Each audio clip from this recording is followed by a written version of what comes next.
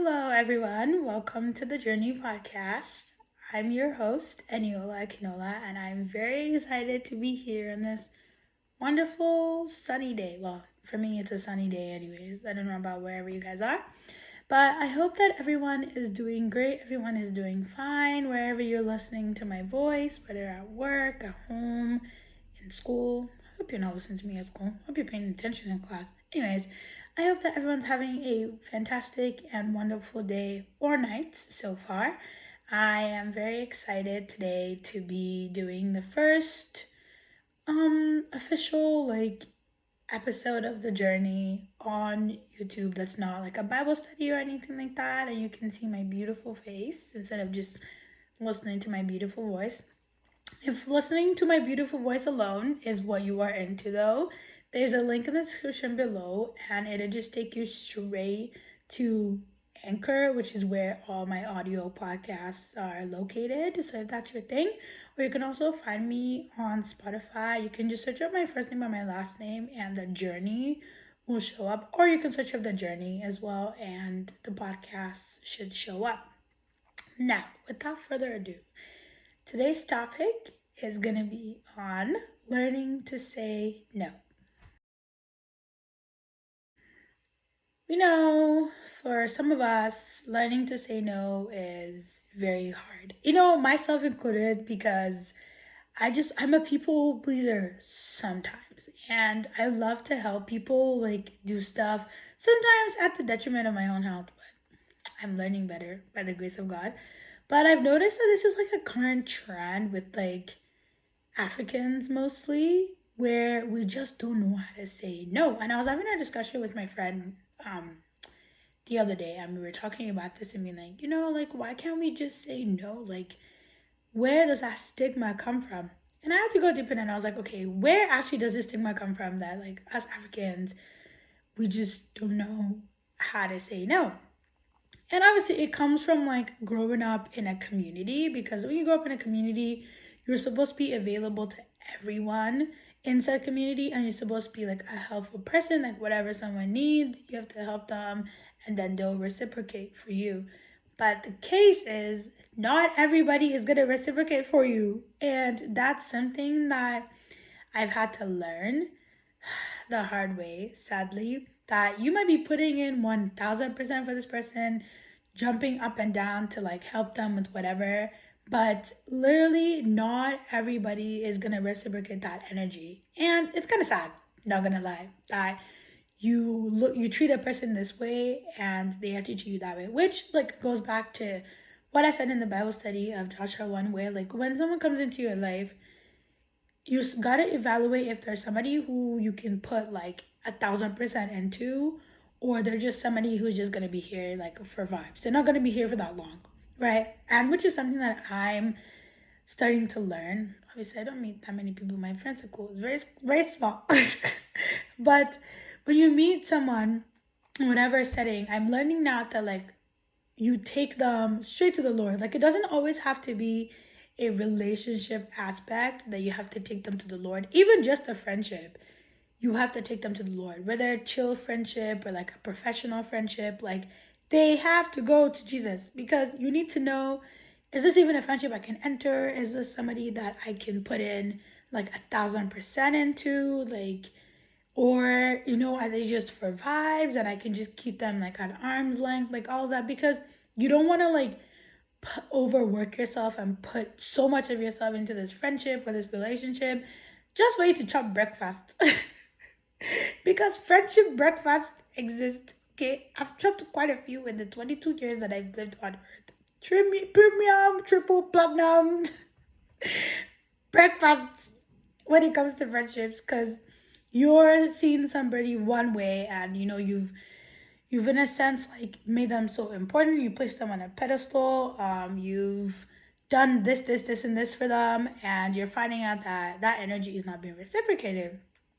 And again, this comes back to learning how to say no, because it's not everything that you must do. Must you do? You can just chill, just rest. As in, if somebody said da da da da, you yourself as a person, you know what your limit is. And that's one thing I feel people, not just Africans, just like every people everywhere all over the world, like we suffer from that, where we know that our limit is this, but we still try to do past said limit because of like, yeah, I don't want this person to not like me. I don't want this person to look at me this way. I don't want the da da da. I said, when you're exhausted to the core, you're laying posted in the hospital. Is it that person that's laying posted in the hospital? It's not. It's you. And that person is gallivanting, living their best life, while you're over here literally like fighting for your life over somebody who like they don't, the same energy is not being reciprocated. So we need to learn how to say no. I mean, I'm telling you, shouting at BBA, learn how to say no. This is something that's so hard for me because again, like I'm such a helper, and like I like doing things for people. Like it's one of my love languages to give is like acts of service. Like I love doing things for people, but I had to learn through the grace of God that it's not everybody that you do things for. It's not every time you must say no. Even, when I say, oh, I'm chasing the bag, it's not every shit that I go to. If I notice that, like, my body is doing whatever or I'm sick, I will call in. That's something that, I just started doing because most of the time I will go to work sick. I know that I can barely stand, but I'll still go to work because I'd be like, oh, I don't want to disappoint. There's only one person in the front today. I don't want to call in sick. I don't want to look like a bad employee, blah, blah. I said, if something were to happen to me, somebody else will cover that front. So somebody else will be there to do it. So it's not always about what if no, because the people that you're like breaking your back and everything for, those people might not put you on the same like pedestal, they don't see you in the same regard that you see them. And let me give you guys an example. Last year fall, so actually no, it was like last year summer, around like July, August. I was asking God and I was like, oh, like I have this venture that I do, this side hustle, and I was like, oh, like I'm gonna be really busy, and what should I do? Like, I just want to just chill, like I don't want to be running elter skelter doing the most. And God was like, yeah, you need to drop this venture. And obviously, like, that was not what I wanted to hear. That was not what I thought I was going to hear. Because I thought he was going to say, yeah, just reduce this thing that you're doing maybe once or twice. No. He told me to pack it up. I said, now, sir, why am I packing it up? What do you mean? I was so flabbergasted. And then, I started to be like, okay, how do I pack it up? Like, this is a side hustle that I've been doing for a while. Like, how do I tell the people involved that, I can't do this anymore, blah, blah, blah. And I was so stressed out. And, my friends could tell that I was stressed. I asked them, I was like, yo, like, pray, like, are you all hearing what I'm hearing? Like, like, is this actually what I need to hear? And, school was about to start. And obviously, God already saw ahead of me and knew that like the semester was going to be really busy and difficult, hence why he told me to pack it up. But obviously, like, I wasn't seeing that, right? So I was just seeing, why is he telling me to pack it up? So I tried to talk to the people involved and I was like, I don't know if I'll be able to commit, blah, blah, blah. Like, I have this. And, they were all trying to find like avenues around like how I'd be able to. Because at first I was like, oh, I won't be able to do this thing for you throughout the semester. And I noticed how like dejected they were. So I started to be like, okay, no, maybe we can find ways around it, blah, blah, blah. And when I tell you, God was so upset with me. He was so upset with me. I think for like 2 weeks, it was just crickets from the Lord Most High. I was not hearing anything. I was like, oh my God, like I was telling my friends, I was like, yo, I know like God is so disappointed in me, and I can really feel it because he told me to do something and he told me to wrap it up and say no to this venue. And I said, yes. I said, let's compromise instead of me to say, And it's so funny because the people involved in this venture that I was doing, they're also Christians. So if I had explained that to them, like they would have understood. But because again, like I just didn't want to disappoint. I felt bad, like, dropping this on them at this very moment, when this side hustle is important to people that are involved, and it would throw them off balance if I were just to be like, yeah, let's wrap it up. So I had to like go beg God for forgiveness. I did a fast. I was like, I'm so sorry. Like, I did not understand. Like, you were doing this for my own good, and I should have paid attention, all of that. And obviously, he was right, because last semester was probably one of the hardest semesters I've ever had. I was working and doing this side hustle, and I had a practicum that I was doing, and there was so much, and I was also volunteering at the library. Like, I was stretched so thin. Like, I was so overworked and overwhelmed and exhausted that I don't even know how I passed last semester. Like, it was literally just God's grace. And ever since then, I have learned my lesson. When God says say no, I say no expeditiously. Like, yeah, obviously the guilt is there, because I'm like, oh, like, I feel bad, and like, this person, blah, blah, blah. But at the same time, I know that like there's a reason why God is telling me, okay, say no to this person, say no to this thing.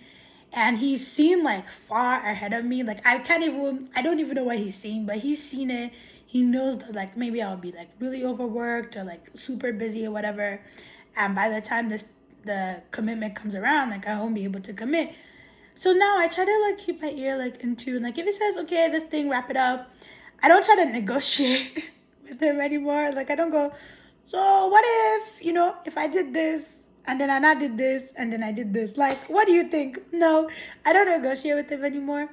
I just go to him and I pray, and I said, okay, like, I'm hearing you. Like, if this is the thing that you want me to do, then help me to do it. Like, because it's so hard to say no, especially since if you've grown up as a person who's been taught that like you have to say yes. Like, you have to be a helpful person. Like, you can't cancel on people last minute. Like, you can't just, like, you have to be a responsible, disciplined person, right? And obviously, like, I've noticed as well that when God tells me, oh, like, say no to this person or to this thing, he's already like prepared that person's heart to accept the no that I'm about to tell them. So it's not like they'll get upset and be like, wow, how could you do this? Da da da. Most of the time, like, the person is so understanding, even without me having to give an explanation. Like, the person is so understanding of like what it is that I'm saying no about, and like why I'm saying no and stuff like that. So God, all those plans are like set in stone. So if you're somebody, God is telling you, don't do this. God is telling you, say no to this venture, say no to this thing, say no to this person, say no to this job opportunity, and you're saying, why is he saying that? What, but you know how long I've been praying for this? How can he be saying that? Relax. You don't need to be shouting. I said, God is literally seeing your future, and he has seen that in the long run, this thing is going to be more detrimental to you and your health than positive. And at the end of the day, like, you won't be able to even enjoy like the positivity of whatever it is that you're doing, because maybe you're like too stressed out, or you're not able to be fully invested in said thing. So when God says, oh yeah, say no to this, it's okay to like go and ask him like, okay, like, why? Like, do you want me to say no to this? Like, like, this is something I've been praying for. He's not gonna be like, don't ask me question. he's not one of our parents who say, don't ask me question, just go and do. No, he'll actually like explain to you and be like, okay, this is why. Like, he might not go into debt, because again, he doesn't owe us any explanations. But God is so gracious and he's so merciful. Like, when you ask him, like, okay, like, I know you're saying no, but like, why? Like, I thought this is what we were supposed to do. And he's so like gracious. He will literally explain to you, like, to whatever ability, like whatever you need to know, he'll tell you, okay, this is what you need to know about this thing, and this is why I don't want you to do this thing. And when God redirects us like that, most of the time, at least for me, I know it's because he wants to give me rest, because he's noticed that either I'm gonna be doing a lot of stuff and I need that moment where I would have been doing that thing, I would be using that to rest instead. Or he just, he's noticed that I've been doing so much in the past, and he's like, okay, this season you need to rest. Like, I noticed that with work, where like I'll be getting like shifts, and then I'll notice that I'll just end up with like one shift a week or like one shift for the next 3 weeks. And at first, my first instinct is to like complain and be like, oh my God, like in this economy, like I need money, blah, blah, blah. And then like I'll remind myself and like, I'll just hear God be like, you need to rest, like you need to relax. You're doing too much as a person. So then, it's hard for us again to rest. That one would be a separate podcast episode because I do need to call some of y'all out on not being able to rest. Be included because it's a work in progress. But if God is redirecting you and getting you to say no to something, there are reasons for that. So don't ignore God's voice when he's trying to redirect you because there's a good reason why he's saying that. And if you're confused or you're unsure about where he's going, ask him. Like, he's so gracious, like he will answer your questions and he won't shun you away because it's all about like following his leading and following his direction, right? So that's all I have to share for today. I hope that everyone is doing great. Please take care of yourselves, y'all. If you need to go outside and take a walk, drink lots of water. Some of you people do not drink enough water. You know who you are. Please drink your water, eat your fruits and vegetables, enjoy the sunlight. Don't overwork yourself. Learn to say no. If there's a situation that you're in right now and maybe I shouldn't, it's not that hard. If you know you want to talk to somebody and you want to say no to them and you don't know how, go to God. Take it to God and say, God, please give me the right words to talk to this person on how to say no or how to like decline this thing. And you will find out that God will he will set everything straight. Like you wouldn't even know how it happens. Even before you open your mind, you start the person I sent you a message and being like, actually, don't worry about da da da da. And then you just see everything will get settled. That's how God moves. So make sure to always be tuned in, to always go to God for direction and for prayers. And I hope that every single one of you has a wonderful day/or night. Please don't forget to like, subscribe, and share with your friends. And I will see you in the next episode.